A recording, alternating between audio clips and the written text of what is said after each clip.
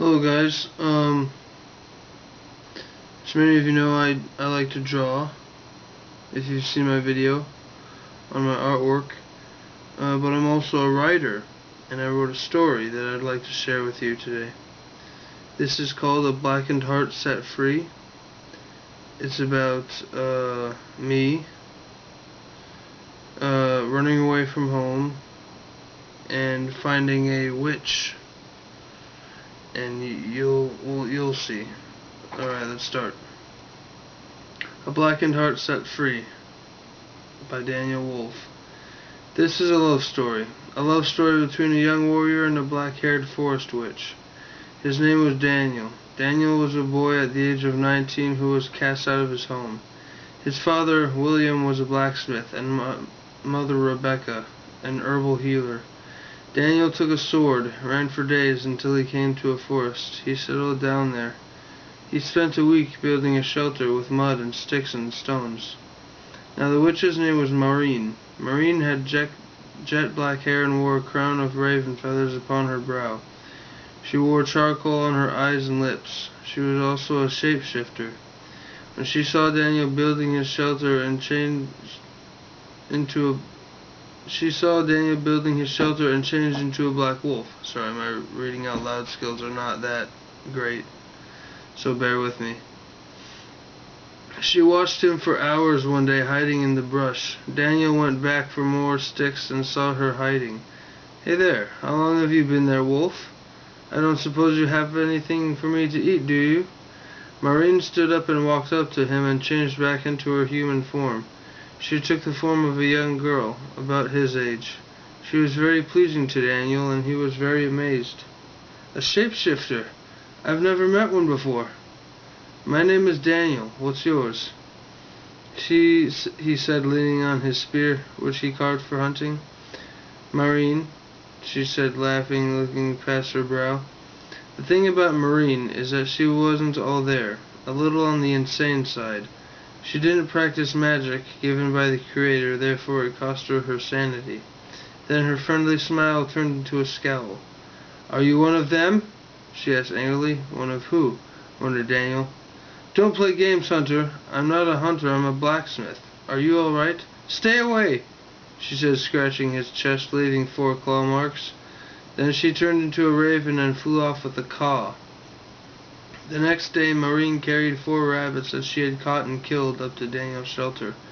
"Food," she said, walking up close to Daniel, her body touching his, looking away from him. Then she looked at him out of the corner of her eyes. "I'm sorry. These are for you, dearie," she said with a big smile, handing him 2 rabbits. Then she ripped one open, hissing like a snake, eating its guts. Daniel was confounded at how vile this very attractive woman was. He skinned his after he prepared a fire. Daniel wasn't sure if he could eat after what he'd just witnessed, but he needed to keep up his strength. After 8 days, Maureen came to visit Daniel every day. They became great friends even more. He taught her about the Creator and his ways of compassion and love. She wasn't very keen on it, but tried to understand because she loved Daniel. The Creator created everything, you see. And wait! What about your shelter? "Well, I built it, but the Marine crouched real low and pointed at Daniel and said, 'You are the Creator.'" "Ha ha! I knew you were special." Maureen cackled, rolling on her back, kicking her feet. No, I'm not any kind of creator. I may have built that shelter, but I could not have done it without him," said Daniel. Then she gasped. "Do you want to play a game?" "What game?" said Daniel, a little annoyed. "Boop," she said, bopping her hand on his forehead. "You're it." She laughed and then turned into a snake and slithered off with great speed. "Hey, not fair," she said quite loudly. He ran after her as if being chased by a troll, which was soon to come. Daniel pounced and caught Maureen. "Got ya," he said, grabbing her by the neck. Then she changed into a big black bear and swiped his face, knocking him out. She changed back into a human and stood there worried and shaking. "Daniel," she said, starting to cry. He had bear claw scratches across his face. She took him to her house, which was far bigger than his shelter, and she used her magic to heal him. A few hours passed, and he awoke to Maureen stroking his cheek, singing softly to him. "Hello, sleepyhead," she said with a smile. Her teeth were a light yellow and had a black-brown residue on the gum line. How could Daniel not notice this before? He looked around. He was in a one-room house. There was a fire going on the far wall in a standing pit. The room was round at about a 10-meter diameter. There were dried herbs hanging from the ceiling, and it smelled generally nice. There were human skulls and a troll skull and other creatures' skulls that decorated the place. He was lying in a bed of fur. There was a tanning rack next to the door, and it was raining. "What happened?" he said. Maureen put her finger to his lips and said, "Shh. You were attacked by a bear," she whispered. "That's right, You! Why did you attack me like that? I thought we were friends," he shouted at her, sitting up rigorously. She cowered and grabbed a hand mirror and showed him his face. I'm not hurt. There's no scratch or anything," said Daniel as he touched his face. Maureen was shaking, and she started to cry, saying, "I brought you here and healed you." "I'm sorry." She got down on her knees and raised up her hands, bawling, "Please forgive me. I'll do anything you want, please." "I don't know, Maureen. Perhaps a nice present would help me feel better. Now stop crying. Maybe there's something around this room you can give me." "Yes, I know," laughed Maureen, with tears decorating her cheeks. She looked around for a few moments. She dug through her trunks and looked in a few cracks and crevices. "Ah, here it is, dearie." She brought out a small wooden box and held it to her chest. "I found your present," she whispered. She scurried over to Daniel and handed it to him, placing the box in his lap. He opened it, and there was a wooden flute, very well crafted. "But I can't play the flute," he said. Maureen turned her head, still looking at him. The rain had stopped by this point. "You can... this one. Play," she said in song. Daniel held the flute to his lips and began to play, starting off with a few notes, unsure what he was doing.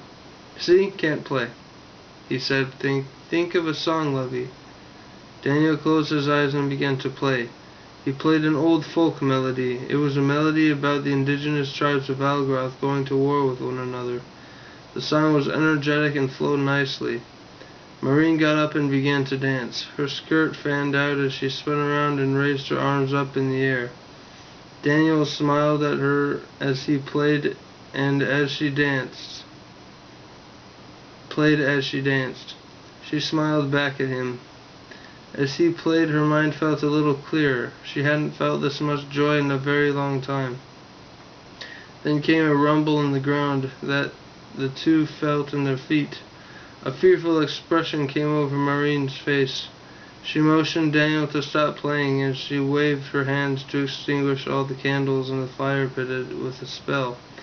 "Maureen, what is all that noise?" said a loud, booming voice. "What is that?" Daniel whispered. "Morgula," Maureen whispered back.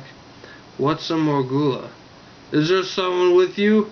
You know you're not allowed to have friends. That was our deal," said Morgula. Daniel walked out of Maureen's house, exposed by the moonlight. Daniel marveled at the sight of this mighty Morgula, a forest troll. Daniel had never seen a troll before. Standing at 6 meters tall, wearing a loincloth and a leather vest, Morgula had 2 tusks coming out of his nose, much like an orc, with a snub nose and 2 glowing yellow eyes, long pointed ears, and a thick mane of hair at the top of his head. "Who in the crag are you then, troll?"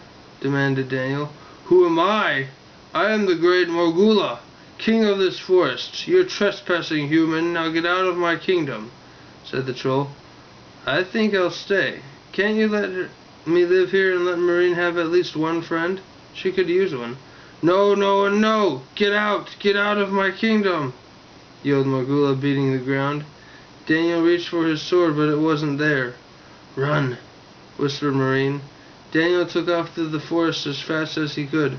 Morgula chased after him. "I'm coming for you, human, and when I catch you, I'm going to bite you in half."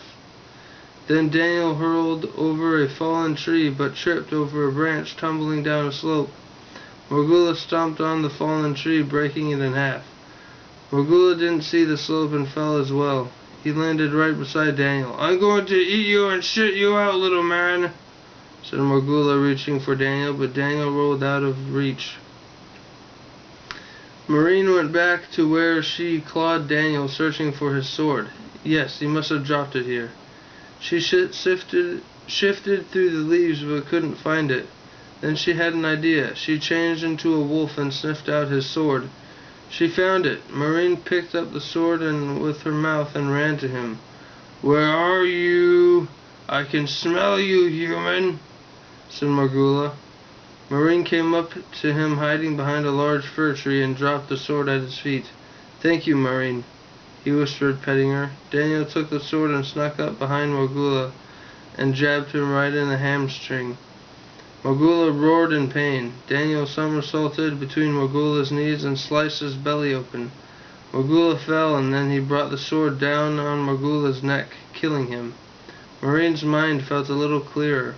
She ran to him and kissed him on the cheek and hugged him tightly. He hugged her back. "I can't believe I killed the troll," Marine giggled. Daniel thanked the Creator, and the two walked back to Marine's house in the moonlight, holding hands. Daniel believed he was falling in love with this woman who smelled of smoke and manure. The next day, Daniel cleaned up Marine. He scrubbed her teeth. Her gums bled, and then he brought a cup and said, "Spit in here." She went as she spit. "Promise to do that every day." In pain, she nodded, and now it's time for a bath. Marine did not like getting wet, so she ran away, but Daniel caught her. She turned into a black bear and stood up, growling. "Marine, no! Change back right now," he said, pointing his finger, standing his ground. Marine did as he commanded. He took her by the hand, and then they went to the pond and bathed there. Daniel tried to show Marine that water could be fun, so he splashed her, but she wasn't having it. They got out and dried themselves off. Daniel lived with Marine for 2 years. He taught her about the Creator, and his influence grew on her. Soon she started praying with Daniel every night. Her mind grew a little clearer every day, and these things that cleared her mind were also freeing her heart from an unseen, unheard torment. One summer day they were lying on a stag skin in a clearing. An eagle flew above them. "And him? What's his name?" "It's a her, and her name is Kalika." Daniel rolled over to face her and said, "I thought Morgula didn't want you to have friends." He said, to which she replied, "He didn't like humans. He meant our kind." "Why didn't he eat you?" asked Daniel. "Something pretty to look at, I guess." "Daniel?" "What is it, Marine? Why won't you lay with me?" Avoiding the question, he said, "I'm laying with you now." "No, I mean have sex." "Well," he thought, "I'm not ready to bring children into the world. I can brew a potion that's Marine, that's unnatural. I would never want you to do that," he said as he caressed her ear. He smiled, then they looked deeply into each other's eyes, and he kissed her tenderly. "Are you ready for bed, dearie?" said Marine, brushing her hair. "I am. Are you tired?" she said, tilting her head with a smile. "Yes. No. Perhaps. I don't know. I'll figure it out once I lay down."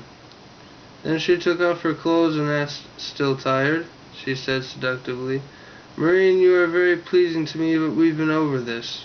She walked over to Daniel, who was sitting on the edge of the bed, knelt beside him, and touched the young man's beard and said, "I'm starving, Daniel. Please nourish me."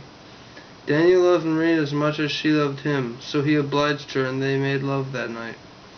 When they were finished, they said, "I love you" to each other and went to sleep. Morning came, and Daniel was walking on the edge of the wood with sword on his side. He played his flute as he walked. Then he heard screams. He looked down the hill and saw bandits attacking a carriage. Daniel tucked the flute into his fur sash and sprinted down the hill, drawing his flimsy sword. He screamed as he charged in and stuck one of them in the torso and cut another's throat. Blood sprayed on the white carriage, and the other two ran away. Soon a bald man with a tweed mustache popped out. Are they gone?" he said. "Yes, they're gone." Daniel saw a flattered young blonde woman with her hand at her chest in the carriage as well. "This is my daughter, Halliana. I am Orville, mayor of the town Kellet. Would you like to come and live in my town, boy?" He looked at the forest and saw Marine at the edge as a black wolf. He didn't want to leave her, but he did. He left with Orville and Halliana as soon as he got into the carriage. He heard the wolf's howl. It was so loud, Daniel began to cry. "I'm sorry, my love," he murmured. He didn't know why he left, but perhaps it was for the best, he thought. But saying that to himself only made things worse. Maybe it was for the best.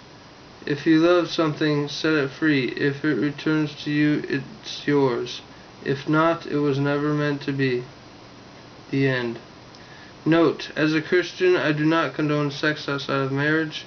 If you have done it, I will not call you on it, but it was done in this story simply for the sake of the story. I do hope you enjoy the story, as well as many others to come. Now, I have this journal here that I have been writing in a long time ago. I have 4 of them. Marine shows up at my door like 5 years later and introduces me to my son Orion. Now Orion dies later on in the story by Dread Knights. If you remember my art, you'll remember what a Dread Knight is. Anyway, I hope you enjoyed the story. Thanks for watching. Please subscribe to my channel if you haven't already. And if you have any comments, I'll be happy to listen to them. Have a great day. Bye.